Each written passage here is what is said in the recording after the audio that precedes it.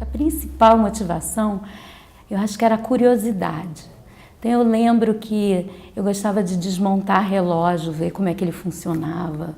E aí essa curiosidade me acompanhava e eu acho que o que me estimulou mesmo para a área de ciências biológicas foi na escola, uma professora de biologia muito boa e as aulas dela eram fantásticas. E começando a estudar biologia, a pergunta que me fascinava era assim, como que uma célula vira uma célula cardíaca? Como que você vai virar um neurônio ou uma célula de pele? Como que isso acontece? Como que isso é um processo super regulado? Eu fiquei curiosa em entender, tudo isso me motivou. Resolvi fazer o vestibular e eu entrei para Unirio, onde eu fiz biomedicina, né? E terminei a faculdade como biomédica e fui fazer um mestrado, né, no Instituto de Biofísica, na UFRJ, trabalhando com interação parasita-hospedeiro, com o professor Marcelo Barcinski. Depois eu terminei o mestrado e eu queria ir para fora, eu tinha vontade de ir para fora. Então eu tive a oportunidade de passar 7 meses fazendo um estágio no Instituto Weizmann, em Israel, num laboratório, trabalhando. E aí eles me estimularam a fazer um doutorado. Então acabei fazendo um doutorado lá no Instituto Weizmann também com essa parte de interação parasita-hospedeiro, que eu trabalhava na época. E depois no meu doutorado ainda fiquei mais um ano como pós-doutorado no laboratório lá. Foram 7 anos que eu fiquei nesse centro de pesquisa maravilhoso. E depois eu fui para os Estados Unidos, para Stanford, onde eu fiz um pós-doutorado. Aí eu fiquei 6 anos em Stanford, fazendo um pós-doutorado. Aí eu mudei um pouco de área, trabalhando com a área que eu trabalho hoje, que é a área de sinalização celular.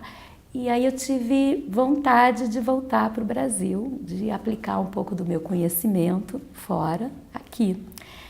E aí eu conheci o professor José Eduardo Krieger no INCOR e ele falou, por que você não pede uma bolsa jovem pesquisadora e vem para cá, da FAPESP? Aí eu pedi esse projeto Jovem Pesquisador, ganhei e fiquei 2 anos e meio no laboratório do Krieger. Depois eu fiz um concurso aqui para o IQ e vim para cá. E já estou aqui há uns 10 anos. Eu trabalho com sinalização celular, intracelular, ou seja, como que a gente responde aos estímulos externos. A ideia é trabalhar, investigar a via que causa dor, né? E, na verdade, a gente está estudando mutações numa proteína que certas pessoas têm e elas não têm dor. Então, tem uma doença rara chamada analgesia congênica, que são pessoas que têm mutações e não têm dor. E tem diversas formas que essa doença pode se apresentar, mais grave, menos grave.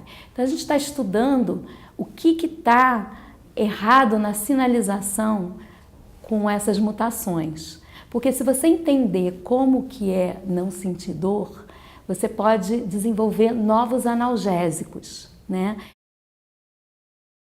Essa pesquisa que a gente está começando é um projeto multidisciplinar que tem colaboração de vários pesquisadores, tem várias áreas. Então, por exemplo, a gente está estudando essa proteína e as mutações que a gente encontra. Então, tem colaborações com o professor Paulo Oliveira, do LNBio, que está estudando a nível estrutural, o que se alteraria na estrutura da proteína, né? Eu tenho colaborações com professores que estudam o desenvolvimento do sistema nervoso. Então, a gente está tentando entender porque essa proteína está envolvida também no desenvolvimento de neurônio sensorial. Então, o que acontece com esse desenvolvimento? A metodologia, eu não me apego a uma metodologia. Você tem que ter uma boa pergunta. Se você tem uma boa pergunta, você tem várias maneiras de responder. Uma cientista que me inspirou muito ultimamente foi a Susan Lindquist, que faleceu recentemente, porque ela estudava doença neurodegenerativa em levedura, porque ela estava estudando a proteína, como ela se novela e como ela não se novela da forma correta, o que acontece, e ela usava um modelo de levedura que depois ela testava em animais. Se você investir mais para entender os mecanismos básicos da doença, então você vai poder depois desenvolver novas terapias mais eficientes. Então, assim, entendendo esses mecanismos da dor e do não sentir dor, eu acho que vai ser importante para no futuro a gente poder desenvolver novos analgésicos. Eu acho que os meus mentores foram muito importantes na minha formação, né?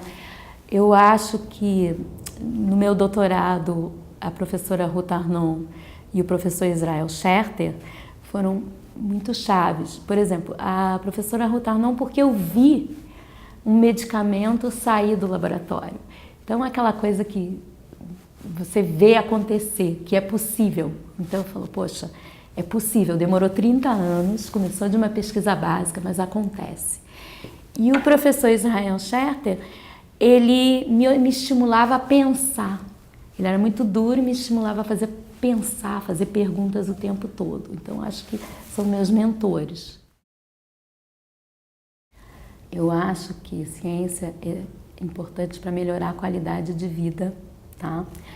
E como a gente vê, desenvolvimento de vacinas, então você já não morre com algumas doenças que eram letais antigamente. Diagnóstico precoce, comunicação, a velocidade da comunicação, então melhora a qualidade de vida. Eu acho que curiosidade e foco, né? Acho que você, para ser um bom cientista, tem que ter curiosidade, mas ao mesmo tempo tem que ter foco. Como a gente é muito curioso, a gente tende a ficar fazendo pergunta por tudo quanto é lado. E tem que ter um pouco de foco para ter uma boa pergunta e direcionada.